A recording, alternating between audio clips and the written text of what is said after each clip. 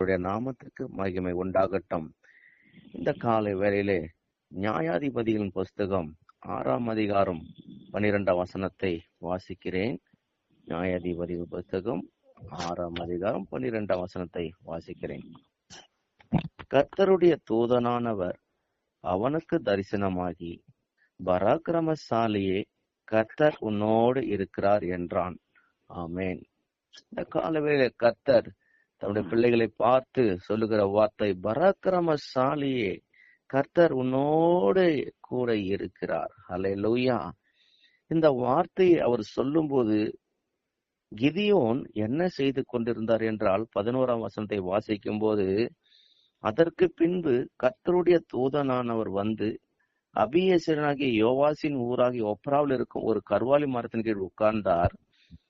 அப்பொழுது அவனுடைய குமாரன் கிதியோன் கோதுமையை மீதியாரின் கைக்கு தப்பிப்பதற்காக ஆலைக்கு சமீபமாய் அதை போரடித்தான். அல்லேலூயா.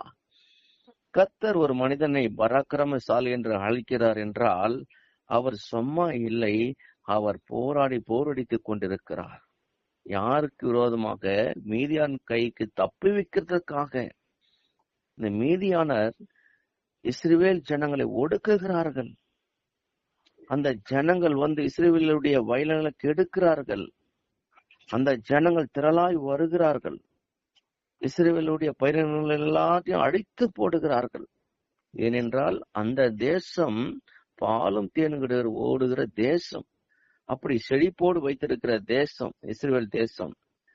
ஆனால் இப்போது அவர் கெடுத்து கொண்டிருக்கிறார்கள். ஏன்? கர்த்தர் அவர்கள் எப்போ பொல்லாப்பு செய்கிறார்களோ, 6:1 நம்ம வாசிக்கும் போது, பின்னும் இஸ்ரவேல் புத்திரர் கர்த்தரின் பார்வைக்கு பொல்லாப்பானதை செய்தார்கள். அப்போது கர்த்தர் அவர்களை 7 வருஷம் மீதியான் கையில் ஒப்பு கொடுக்கிறார். அருமையான தேவ பிள்ளைகளே, நாம் தேவனுடைய வழிகளை விட்டு விலகி போகும்போது, தேவன் நம்மளை அழைத்திருக்கிற அழைப்பை விட்டு விலகி போகும்போது, சத்துரு உள்ள வருவதற்கு நாம் தான் காரணமாய் மாறிவிடுகிறோம். ஆனால் தேவன் தன் பிள்ளைகளோடு கூட இருக்கிறார் என்பதை இந்த கிதியோன் கூட பேசுகிறார். பராக்கிரமசாலி என்று அவனை வாழ்த்துகிறார். கர்த்தருடைய தூதனானவர் கிதியோனுக்கு மதிப்பை கொடுக்கிறார். அவரை பராக்கிரமசாலி என்று அழைக்கிறார். மேலும் கர்த்தர் உன்னோடு இருக்கார் என்று அவருக்கு ஆறுதலான வார்த்தை அந்த வேளையில கொடுக்கிறார். ஏனென்றால் இப்போது இஸ்ரவேல் தேசத்துல கிதியோனின் குடும்பம் எப்படி இருக்கிறது என்பதை நாம் பார்க்கும்போது, கிதியோனின் தகப்பன் யோவாஸ் பாகால் ஆராதிக்கிறவராய் மாறிவிட்டார். இஸ்ரவேல் ஜனங்கள் எல்லாருமே பாகாலை ஆராதிக்கிறவர்களாய் மாறிவிட்டார்கள். அவருடைய குடும்பத்தாரும் பாகாலை ஆராதிக்கிறார்கள். யோவாசின் வீட்டிலேயே பாகாலுக்கு ஒரு பலிப்பீடம் இருக்கிறது. கிதியோன் யோவாசின் மகனாக இருந்தாலும் அவன் தன் தகப்பனாருடைய விக்கிரகாரனை அங்கீகரிக்கவில்லை. அவன் தன்னால் முடிந்தவரை கிதியோன் தன் வீட்டில விக்கிரகாரனுக்கு எதிர்த்து நிற்கிறான். பாருங்க, எவ்வளவு ஒரு வேதனையான காரியம். தேவனுக்கு பலி செலுத்த வேண்டிய அந்த வீட்டிலே, அந்த தேசத்திலே பாகாலுக்கு பலிபீடம் இருக்கிறது. பாகாலுக்கு தோப்பு விக்கிரகம் செய்து கொண்டிருக்கிறார். ஆகவே தான் கர்த்தர் அவர்கள் விட்டு விலகி அவர்கள் மீதியான் தேசத்தில் ஒப்பு கொடுத்து விட்டார். அருமையானவர்களே, ஆனாலும் அப்படியா இல்லை. நாம் 6-7 வசனங்களை வாசிக்கும் போது, இப்படி மீதியானவர்களை இஸ்ரவேலர் மிகவும் சிறுமைப்பட்டார்கள். அப்போது இஸ்ரவேல் புத்திரர் கர்த்தரை நோக்கி முறையிட்டார்கள். இஸ்ரவேல் புத்திரர் மீதியானர் நிமித்தம் கர்த்தரை நோக்கி முறையிட்ட போது கர்த்தர் ஒரு தீர்க்கதரிசியை அனுப்புறார். பாருங்க, தேவனுடைய ஜனங்களை கர்த்தர் அப்படி விட மாட்டார். துன்பத்தின் மத்தியிலே, கண்ணீர் மத்தியிலே, கவலை மத்தியிலே விட மாட்டார். மறுபடியும் தூக்கி எடுப்பார், மறுபடியும் மீட்டு எடுப்பார். அதுக்காகத்தான் இப்போது கர்த்தர் அந்த கிதியோனை தெரிந்து கொண்டிருக்கிறார். அருமையானவர்களே, கிதியோன் ஆலைக்கு சமீபமாக போரிட்டு கொண்டிருக்கிறார். போரடிக்க வேண்டிய தானியம் கொஞ்சமாக தான் இருக்கிறது. ஆகவே அவர் மாடுகளெல்லாம் வைத்து என்ன பண்ணல, போரடிக்கவில்லை. இந்த வேளை கர்த்தர் கிதியோனுக்கு உன்னதமான ஒரு ஊழியத்தை நியமித்திருக்கிறார். இயேசு கிறிஸ்துவின் சீஷர்கள் கடலிலே மீன்களை பிடிக்கிற மீனவர்களாக இருந்தார்கள். பாருங்க, தங்கள் வலைகளை பழுது பார்த்து கொண்டிருந்தார்கள். அப்படிப்பட்டவர்களை இயேசு மனுஷரை பிடிகளாக மாற்றினார். பாருங்க, யாரெல்லாம் வேலை செய்கிறார்களோ கர்த்தர் அவங்களை அழைத்து தம்முடைய ஊழியத்தில பயன்படுத்துகிறார். சும்மா இருக்கிறவர்களையும் சோம்பலாக இருப்பவர்களையும் கர்த்தர் தம்முடைய ஊழியத்தை பயன்படுத்துவதில்லை. அருமையானவர்களே, கிதியோன் இப்போது கோதுமையை போரடித்துக் கொண்டிருக்கிறார். கர்த்தர் கிதியோனை தம்முடைய ஊழியத்துக்கு அழைக்கிறார். கிதியோன் கோதுமையை போரடிப்பது போல மீதியானரையும் போரடிக்க வேண்டும். அருமையானவர்களே, எதற்காக அழைத்திருக்கிறார் என்றால், கிதியோன் கோதுமையை போரடிப்பது போல மீதியானரையும் போரடிக்க வேண்டும். ஏசாயா தீர்க்கதரிசனங்களை நம்ம வாசிக்கும் போது, ஏசாயா 41:15 நம்ம வாசிக்கும் போது, இதோ போர் அடிக்கிறதற்கு நான் உன்னை புதிதும் கூர்மையமான பற்களுள்ள இயந்திரமாக்குவேன். நீ மலைகளை மிதித்து நொறுக்கி குன்றுகளை பதருக்கு ஒப்பிடுவாய். ஹல்லேலூயா. அருமையான தேவ ஜனமே, உங்களையும் என்னை கர்த்தர் தெரிந்து கொண்டிருக்கிறார் என்றால், அழைத்திருக்கிறார் என்றால், எதற்காக? போர் அடிக்கிறதற்காகத்தான். அதுக்குத்தான் நம்மளை புதிதும் கூர்மையான பற்கள் உள்ள இயந்திரம். ஹல்லேலூயா. கவனமா கேட்க வேண்டும். இந்த காலவேளை பரிசுத்த ஆவியா நம்மோடு கூட பேசிக் கொண்டிருக்கிறார் என்றால், இந்த காலவேளை உங்களும் என்னை கொண்டு மறுபடியும் உயிர்ப்பிக்க வாஞ்சியோடு வந்திருக்கிறார்.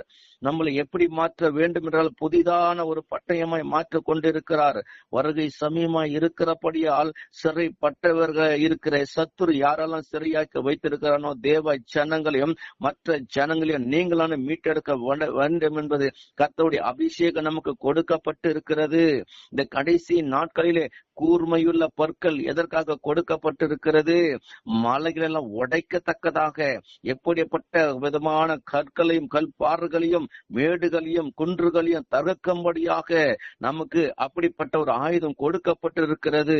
தேவனே நம்மளை இயந்திரமாக மாற்றி இருக்கிறார். அது எல்லா பகைத்திலும் ஏறும், இறங்கும், உடைக்கும், அதை நொறுக்கும். அல்லேலூயா. அவர் சொல்லுகிறார், நீ மலைகளை மிதித்து நொறுக்கி குன்றுகளை பதருக்கு ஒப்பாக்கி விடுவாய். அல்லேலூயா. அப்படி என்றால் பதருக்கு ஒப்பிடு என்றால், பதர் ஏமாத்திரம் அது தூசியை போல பறந்து போகும். அல்லேலூயா. ஒரு மரத்துல அது மலையை போல இருக்கலாம், பெரிய குன்றை போல இருக்கலாம். இது என்ன என்னால செய்ய முடியும் நம்ம யோசிக்கலாம். ஆனா கர்த்தர் நம்மளை புதிதும் கூர்மையுமான பற்கள் உள்ள இயந்திரமாய் மாற்றுகிறார். அல்லேலூயா. யாருக்கு கொடுக்கிறார்? பராக்கிரமசாலியாக இருக்கிற ஒவ்வொரு தேவ பிள்ளைகளுக்கும் இப்படிப்பட்ட வரத்தை கர்த்தர் கொடுக்கிறார். இப்படிப்பட்ட ஒரு பலத்தை கொடுக்கிறார். இப்படிப்பட்ட ஒரு பராக்கிரமத்தை கொடுக்கிறார். தேவன் தம்முடைய பிள்ளைகளை கொண்டு தான் சத்துரு எதெல்லாம் தம்முடைய பிள்ளைகளை சிறையாக்கி வைத்திருக்கிறனோ அதில் விடுவிக்கும்படி, அவருடைய கோட்டைகளை தகர்க்கும்படி, இருளான ஆதிக்கத்தை நிர்மூலமாக்கும்படி, இருளான வாழ்க்கையிலிருந்து வெளியே கொண்டு வரும்படி, எந்த பிள்ளைகளை எதெல்லாம் அவன் விட வைத்திருக்கணும் அந்த பிள்ளைகளை விடுதலை வாங்கி கொடுக்கும்படி கர்த்தர் நம்மளை தெரிந்து கொண்டிருக்கிறார். அல்லேலூயா. ஆமேன். ஆகவே நாம் கவனமாக இருந்து நமக்கு கொடுக்கப்பட்ட இந்த காலங்களிலே தேவன் கொடுத்த அபிஷேகத்தை நாம் இழந்து போகாதபடி, தேவனுக்காக போர் அடிக்கிறதுக்காக நான் உன்னை புதிதும் கூர்மையமான பற்கள் உள்ள இயந்திரம் நாம் என்பதை அறிந்து கொண்டு, எப்படிப்பட்ட மலைகளை நொறுக்கத்தக்கதாக அந்த தைரியத்தை கர்த்தர் கொடுத்திருக்கிறார் என்று அறிந்து உணர்ந்து நாம் செயல்பட வேண்டிய காலங்கள் இவைகள். அன்பானவர்களே, கர்த்தர் நம்மை தெரிந்து கொண்டால் என்றால் அல்லது அழைத்திருப்பார் என்றால் நாம் மிகவும் கவனமுடன் தேவனுடைய வார்த்தைக்கு செவி கொடுத்து நடக்க வேண்டும். அல்லேலூயா. கர்த்தர் கிதியோனிடத்தில் இஸ்ரவேலை மீதியான் கையிலிருந்து ரட்சிக்கும் ஊழியத்தை கொடுத்திருக்கிறார். அல்லேலூயா. அது சாதாரணமான ஊழியம் அல்ல. அது சாதாரணமான ஊழியம் அல்ல. ஏனென்றால் அவர்கள் எப்படிப்பட்டவர்களா இருக்கிறார்கள் என்று பார்க்கிறோம். அவர்கள் 5ஆம் வசனத்தை நான் வாசிக்கிறேன். அவர்கள் தங்கள் மிருக ஜீவங்களோடும் தங்கள் கூடாரங்களோடும் வெட்டி கிளிகளை போல திரளாய் வராங்களாம். அவர்களும் அவர்கள் ஒட்டங்களும் எண்ணி முடிதா இருக்கும். இந்த பிரம தேசத்தை கெடுத்து விட அதிலே வருவார்கள். அல்லேலூயா. இவ்வளவு திரளான ஜனங்கள், எண்ண முடியாத ஜனங்கள், ஒட்டகங்கள், இப்படிப்பட்டவர்கள் எல்லாம் ரட்சிக்கணும்னா இந்த ஒரு மனுஷனை கர்த்தர் தெரிந்தெடுக்கிறார். அல்லேலூயா. அன்பானவர்களே, கர்த்தர் அந்த மகனோடு கூட பேசுகிறார். நியாயாதிபதிகள் 6:14 வாசிக்கும் போது, அப்போது கர்த்தர் அவனை நோக்கி பார்த்து, உனக்கு இருக்கிற எந்த பலத்தோட போ, நீ இஸ்ரவேலை மீதியானின் கைக்கு நீங்களாக்கி ரட்சிப்பாய் என்றார். உன்னை அனுப்புகிறவர் நான் அல்லவா? அல்லேலூயா. அல்லேலூயா. பாருங்க, கர்த்தர் சொம்மால அனுப்பிச்சிட மாட்டார். நம்மளை அழைத்திருக்கிறார் என்றால் கர்த்தர் நம்மோடு கூடவே இருக்கிறார். உன்னை அனுப்புகிறார் நான் அல்லவா என்று கர்த்தர் சொல்லுகிறார். அருமையான தேவ ஜனமே, இதை கேட்கிற தேவ பிள்ளைகளே, கர்த்தர் உங்களோடு கூட இருக்கிறார். மறந்து போகாதீங்க. உங்களை அழைத்த தேவன் உங்களோடு கூட இருக்கிறார். எல்லா சூழ்நிலையும் அவர் உங்க கூட வந்து கொண்டு தான் இருக்கிறார். உங்களை எதற்காக அழைத்திருக்கிறார், எதற்காக யுத்தத்தை செய்ய அனுப்புகிறார் என்பது அவருக்கு தெரியும். ஆகவே நீங்கள் தனிமையா இருப்பதில்லை. கர்த்தருடைய பலன் உங்களோடு கூட இருக்கிறது. ஹல்லேலூயா. உனக்கு இருக்கிற அந்த பலன், இந்த கால வேளையில கர்த்தர் உங்களுக்கு கொடுத்திருக்கிற அந்த அபிஷேகம், கர்த்தர் கொடுத்திருக்கிற அந்த வரம், நீங்கள் செயல்படுத்த ஆரம்பிக்கும் போது கர்த்தர் உங்களுக்காக எல்லாவற்றையும் செய்து முடிக்கிறார். வல்லவராய் இருக்கிறார். நீங்கள் பயப்படக்கூடாது.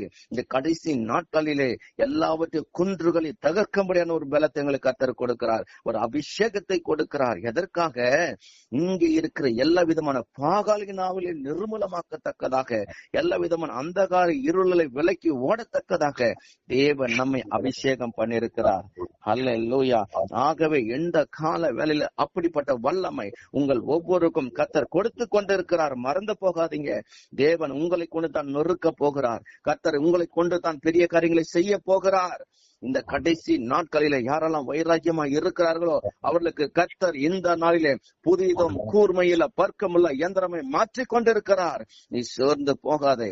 கர்த்தர் உன்னோடு கூட இருக்கிறார் என்பதை மறந்து போகாதே. ஆனால் கர்த்தர் சொல்லுகிறார், நீ இதை ரட்சிக்க ஒன்றிற்கு முன்பதாக கர்த்தர் கிதியோனிடத்தில் ஒரு காரியங்களை செய்ய அவர் வாஞ்சோடு இருக்கிறார்.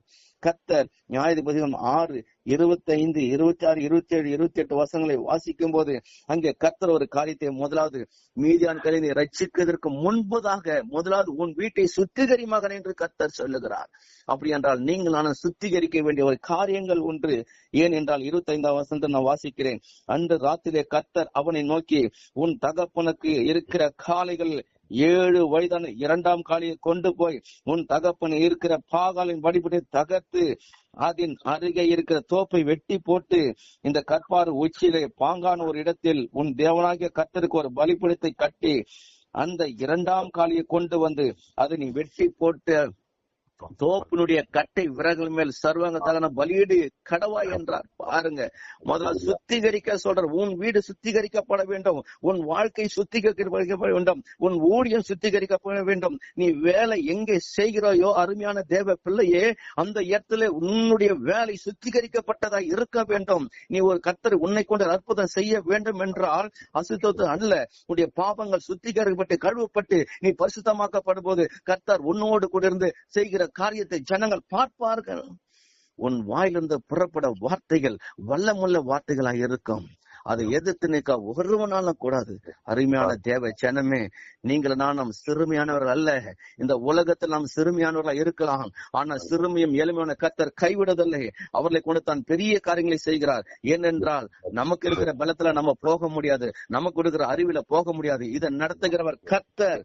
ஆகவே கர்த்தர் இங்கே சுத்திகரிக்க செய்கிறார். நம்ம குடும்பத்தை சுத்திகரிக்க செய்கிறார். மறுமலர்ச்சி வருகிறது, அப்படியே செய்கிறான் பார்க்கிறோம். அப்போது கிதியோன் தன் வேலையாட்களை 10 பேரை சேர்த்து கர்த்தர் தனக்கு சொன்னபடியே செய்தான். அவன் தன் தகப்பன் குடும்பத்தாருக்கும் அந்த ஊர் மனுஷனுக்கும் பயப்பட பண்ணி அதை பகலை செய்யாமல் இரவிலை செய்தான் பார்க்கிறோம். ஏங்க 2வது காலை வெட்ட சொல்றாங்க? ஏன் ஃபர்ஸ்ட் கால வைக்கணும்? ஃபர்ஸ்ட் கால தானே தேவனுக்கு முதல் தசமபாகம் கொடுக்கணும், பலியை செலுத்தணும். ஏன் 2வது காலை ஆண்டவர் என்ன சொல்றார் என்றால், இவர்கள் எல்லாருமே இப்போது பாகாலுக்கு பலியிட ஆரம்பித்தனாலே முதல் காளி அதுக்கு பிரதிஷ்டை பண்ணி வைத்துட்டார்கள். ஆகவே கர்த்தர் அருவருத்து 2ஆம் காளியை எடுக்கிறார். அருமையானவர்களே, நம்மளையும் கர்த்தர் இந்த நாளிலே அப்படிப்பட்ட பாவமான அருவருப்பாக இருக்கிறத அந்த பலிகளை ஆண்டவர் விரும்ப மாட்டார். நம்முடைய எல்லா விதமான பாவ காரியங்களோடு கொடுக்கிற அந்த பலியை கர்த்தர் விரும்ப மாட்டார். தேவன் விரும்புகிறது பரிசுத்தம் உள்ளது. ஹல்லேலூயா. உங்களை என்னையும் கர்த்தர் பயன்படுத்த வேண்டும் என்றால் இந்த நாட்களே கர்த்தர் உங்களை என்னையும் பயன்படுத்தி இந்த தேசத்துக்கு ஒளியாக வைக்க வேண்டும் என்றால், அநேக ரட்சிக்க வேண்டும் என்றால், தேவனோடு கூட நீங்கள் நான் உறவாடும் என்றால் நம்மளை சுத்திகரிக்க வேண்டியது அவசியமா இருக்கிறது. பார்க்கிறோம். முதலாவது 7 வயது 2வது காலை எடுக்க சொல்லுகிறார், தீர்மானம் பண்ண சொல்லுகிறார். 2வது பாகாலின் பலிபீடம் தகர்க்க வேண்டும். அருமையானவர்களே, உங்களுக்குள்ள, எனக்குள்ள, குடும்பத்துக்குள்ள பாகாலின் பலிபீடம் இருக்கிறதா? இந்த காலை வேளையில நீங்கள் அதை கேட்கும் போதே அதை உடைத்து தகர்க்க வேண்டும். தேவனுக்கு பிரியமில்லாத எதெல்லாம் காரியம் இருக்கிறதோ அதெல்லாம் பாகாலின் பலிபீடங்களே. இந்த காலை வேளையிலே இதை கேட்கிற ஒவ்வொரு குடும்பத்திலையும், தேவனுடைய ஆலயத்திலே, தேவனுடைய பிள்ளைகளுடைய காரியங்களிலே இருக்குமானால் அது கர்த்தர் உடைக்க சொல்லுகிறார். மூன்றாவது, தோப்பை வெட்ட வேண்டும். எதெல்லாம் தோப்பா இருக்குதோ, தேவனுக்கு பிரியமில்லாத தோப்பு உங்க குடும்பத்துல இருக்குதா, ஊழியத்துல இருக்குதா, உங்க பர்சனல் லைஃப்ல இருக்குதா, அதை முற்றிலுமா வெற்றி போட வேண்டும் என்று கர்த்தர் சொல்லுகிறார். அது மாத்திரமல்ல, அந்த கற்பாரில நீங்களும் அது 2ஆம் காலிய பலியிட வேண்டும் என்று கர்த்தர் சொல்லுகிறார். ஹல்லேலூயா. அதுவும் கர்த்தருக்கு புதிய பலிபீடம் கட்ட சொல்றாரு. ஹல்லேலூயா. அது அப்படியே அந்த கிதியோன் செய்தார் என்று பார்க்கிறோம். தேவ பிள்ளைகளை, இந்த காலை வேளையிலே நீங்களும் அப்படியாய் உங்களுடைய பாகாலின் பலிபீடத்தை தகர்த்து, தோப்புகிறது வெட்டி, கர்த்தருக்கு புது பலிபீடத்தை கட்டி, அந்த காலியை 2ஆம் காலியை கொண்டு வந்து தேவனுக்கு பலி செலுத்தும் போது கர்த்தர் உங்களை கொண்டு பெரிய காரியங்களை செய்ய வல்லவராய் இருக்கிறார். ஹல்லேலூயா. இந்த காலை வேளையிலும் கர்த்தர் அவரை கொண்டு 300 பேரை சூஸ் பண்றாரு. எத்தனையோ திரளான ஜனங்கள் அல்ல, 300 பேரை கொண்டு மீதியான முறியடித்தார். பார்க்கிறோம் 7ஆம் அதிகாரத்திலே வாசிக்கும் போது 22ஆம் வசனத்திலே 300 பேரும் எக்கால்களை ஊதிகள் கர்த்தர் பாளையமெங்கும் ஒருவர் பட்டயத்தை ஒருவருக்கு விரோதமாய் ஓங்க பண்ணினார். சேனையானது சிகரத்தில் உள்ள பெத்சிபன் மற்றும் தாபத்திற்கு சமீபமான ஆபேல் எல்லை மட்டும் ஓடி போயிட்டு பாருங்க. கர்த்தரே இறங்கிட்டாரு. அருமையான தேவ ஜனமே, உங்களுக்காக கர்த்தரே இறங்கிடுவார். உங்களுக்கு இருக்கிற எல்லா விதமான சத்துருக்களையும் அவரே நிர்மூலமாக்குவார். இந்த காலை வேளையிலே வார்த்தை கேட்க ஒவ்வொரு தேவ பிள்ளைகளும் பராக்கிரமசாலி என்று கர்த்தர் இருக்கிறார். உங்களை கொண்டு உங்க குடும்பத்தையும் உறவினர்களையும் உங்க கிராமங்களையும் பட்டணங்களையும் கர்த்தர் சுத்திகரிக்க வாஞ்சியோடு வந்திருக்கிறார். இதை கேட்கிற ஒவ்வொருவரையும் தேவ பலத்தினாலும் தேவ ஆவியால் கர்த்தர் நிரப்புவராக. இந்த கடைசி நாட்களில் ஒவ்வொருவரையும் வல்லமையேற்று கர்த்தர் பயன்படுத்துவராக. கர்த்தருடைய நாமத்துக்கே மகிமை உண்டாகட்டும். ஆமேன், ஆமேன், ஆமேன், ஆமேன்.